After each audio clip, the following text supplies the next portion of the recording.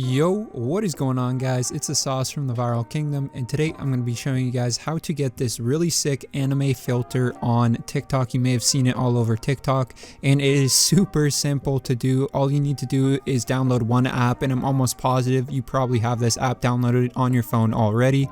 But before we get into it, if you guys could just go down below and leave a like on this video and subscribe to our channel, it'd mean so much. Anyways, let's get right into this tutorial. So all you have to do is have Snapchat downloaded and go onto the filters on Snapchat, and it should be the first recommended filter because this filter is just absolutely blowing up everywhere.